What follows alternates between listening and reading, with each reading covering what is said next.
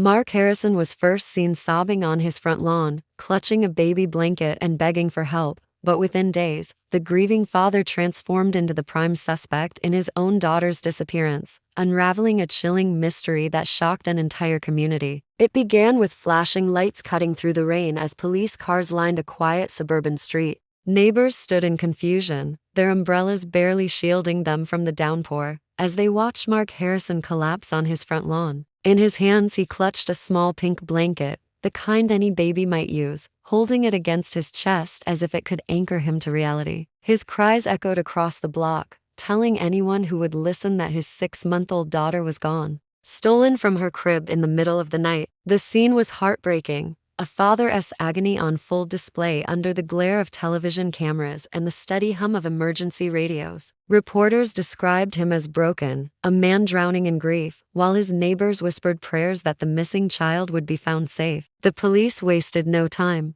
sealing off the house with bright yellow tape and moving quickly to establish a search perimeter. Officers canvassed the neighborhood, knocking on doors and asking questions, while search dogs were guided toward the woods at the end of the street. Helicopters hovered overhead, their spotlights sweeping across rooftops and tree lines. Volunteers from the community poured in, holding candles, flashlights, and posters with the baby's picture, each one determined to help in any way they could. It seemed at first like the entire town was united against an invisible threat, a predator who had snatched a helpless infant from her own bed. Yet even in those first frantic hours, small details began to trouble the investigators. There were no signs of forced entry into the house. The windows were locked from the inside, and the doors showed no damage. The baby's crib was neatly arranged, with only the missing child absent, as though she had vanished into thin air. Detectives kept their observations quiet, careful not to upset the grieving father or alarm the watching crowd, but the puzzle was already forming in their minds. The story Mark told was tragic, yet the evidence at the scene seemed strangely incomplete. By morning, the neighborhood was transformed into a search hub, with media vans lining the street and officers coordinating grid searches of nearby fields. Mark remained outside, rocking back and forth with the blanket, his tears falling harder each time a new camera turned toward him. His performance of grief captured the sympathy of thousands watching at home. But in the minds of those investigating, the question was already shifting from who took the baby to whether the father's cries were hiding a truth far more sinister. As the investigation deepened, the image of a shattered father began to blur around the edges. Detectives learned that Mark had been fired from his job only a month earlier, leaving him under severe financial strain. Credit card debt piled up, collection agencies called day after day, and his marriage was said to be hanging by a thread. Neighbors remembered loud arguments seeping through the thin walls of the quiet street, voices raised late into the night. What looked like a stable family from the outside was quickly revealed to be anything but. For investigators, these cracks in Mark's life painted a picture of stress, instability, and possible motive. Surveillance footage from homes around the neighborhood soon became critical. Camera after camera was reviewed, covering streets, driveways, and alleyways. During the exact window of time Mark claimed his daughter was taken, not a single unfamiliar figure appeared. No cars pulled up to the house. No shadows moved across lawns. Instead, the only movements seen belonged to Mark himself, walking in and out of his home in restless bursts. The lack of evidence pointing to an intruder sent detectives down a darker path. Perhaps the danger had never come from outside at all. At the same time, search dogs were deployed with the baby's clothing to track her scent. Handlers led the dogs around the yard, across the street, and into the woods. But the dogs returned the same result each time: the scent never left the Harrison home. It was as if the infant had never stepped outside that night, as though the story of a midnight abduction had been built on air. Detectives began piecing together a timeline, comparing phone records, receipts, and Mark's own statements. His version of events shifted slightly with each retelling, small inconsistencies piling up like pebbles in a growing avalanche. First, he said he discovered the empty crib at midnight, then at 2 a.m, then later still. The blanket he carried outside was described as the baby's favorite, yet relatives insisted she rarely used it. Each inconsistency fueled suspicion, and each unanswered question pulled investigators further from the idea of a stranger's crime. By the end of the week, the once petite father was no longer seen as a victim. Behind his public display of tears, detectives began to suspect something far colder. What if the crime everyone was searching for had never happened in the way Mark claimed? What if the truth lay not in the shadows of the neighborhood, but inside the walls of his own home? As the days stretched into weeks, the glow of sympathy that once surrounded Mark began to fade. The candlelit vigils on his front lawn, once filled with heartfelt prayers and tears, grew smaller each night. People who had once embraced him now avoided eye contact, their faith in his story quietly slipping away. The media, which had first painted him as a grieving father, shifted their tone,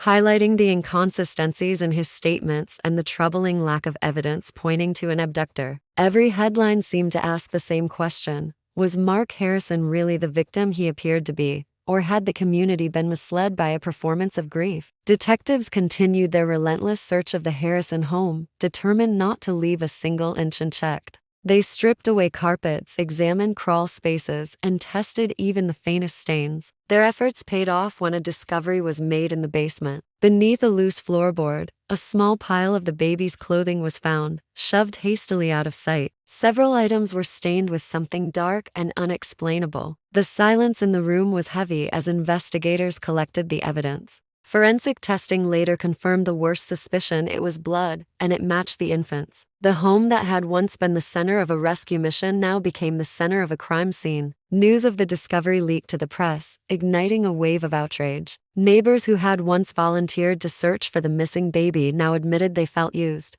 manipulated into believing a story that may never have been true. Detectives confronted Mark with the evidence, but he avoided their calls, retreating into silence. His image as a devastated father crumbled in the public eye, replaced by one of suspicion and betrayal. Still, there was one haunting question that evidence could not yet answer: where was the baby? Without a body, the case remained incomplete. Detectives feared that every passing day made it harder to recover the truth. The search, once fueled by hope of rescue, turned grim. Now it was about finding proof of what had been done and uncovering the last moments of a life that had vanished. For investigators, Mark's mask of grief had slipped, and what lay beneath was far more sinister than they had first imagined. The turning point came on a gray morning when a fisherman reported a black trash bag floating along the banks of a river miles from the Harrison home. Officers responded immediately, carefully pulling it from the water. Inside, they found a collection of items chilling in their familiarity: a baby bottle half filled with spoiled milk, a pacifier covered in dirt, and a small blanket patterned with stars. The blanket drew immediate attention because it matched the one Mark had clutched so tightly on the night he cried for the cameras. Investigators began to wonder if he had staged the scene from the very beginning, holding a duplicate while discarding the real one in the river. The discovery brought both dread and relief. Dread that the infant might never be found, and relief that they were closer to proving what truly happened. With this new evidence, detectives retraced Mark's movements on the night of the supposed abduction. Cell phone tower data revealed a route that led directly toward the river before circling back home. Surveillance cameras at traffic lights picked up his car in the area at the exact time frame investigators believed the child had disappeared. The image of a frantic father calling 911 after discovering an empty crib now looked more like a carefully staged performance to cover a late-night drive. Piece by piece, the story he had woven was unraveling. The search of the river intensified. Divers combed the murky waters for days, battling strong currents and poor visibility. Though no body was recovered, more small belongings surfaced downstream: another pacifier, fragments of clothing, all linked back to the baby. Each item painted a heartbreaking picture while tightening the noose around Mark's version of events. The public, already skeptical, turned against him completely. News reports labeled him not as a grieving parent but as the prime suspect. Social media filled with anger, and those who had once offered him comfort now demanded his arrest. Yet before authorities could move in, Mark disappeared. He failed to appear at scheduled interviews, abandoned his phone, and vanished from his home. What had begun as a desperate search for a missing child now shifted into a manhunt for the father himself. Investigators knew he was running, and they feared that if he managed to slip away for good, the baby's fate would remain a mystery buried in silence. For nearly 2 weeks, Mark's disappearance kept the town on edge. Every day brought new reports of possible sightings: an abandoned car near a gas station, a figure walking along a deserted road, a man checking into a motel under a false name. Investigators pieced together his trail. noting that he never strayed far from wooded areas and backroads, as if he believed the trees could shield him from the relentless hunt. Each time police drew closer, he slipped away, leaving behind scattered clues of his desperation. Empty food wrappers, discarded clothing, and a receipt from a roadside store showed that he was surviving but not thriving.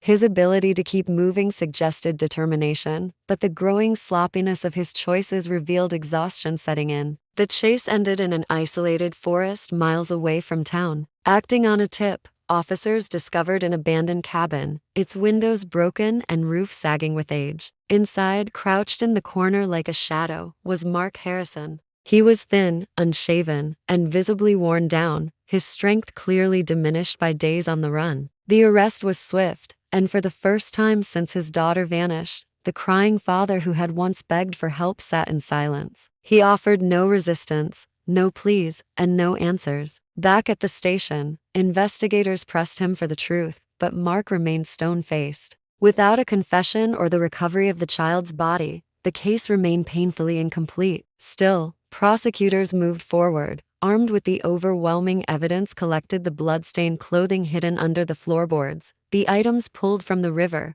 and the digital trail proving his movements. To a jury, the story was clear enough: a father who had staged an elaborate lie and then tried to flee when the walls closed in. The trial became a spectacle, broadcast across the nation, with every detail dissected. Some viewers clung to the faint hope that the child might still be alive somewhere, while others accepted the grim reality that her fate had been sealed on the night she disappeared. In the end, Mark was found guilty of murder, sentenced to life without parole. Yet the final, haunting question remained unanswered: the whereabouts of his daughter. The case closed in the eyes of the law, but for the community, the mystery lingered like an open wound. It became a chilling reminder that sometimes the most dangerous monsters are not strangers in the night, but those who cry the loudest while hiding their darkest secrets.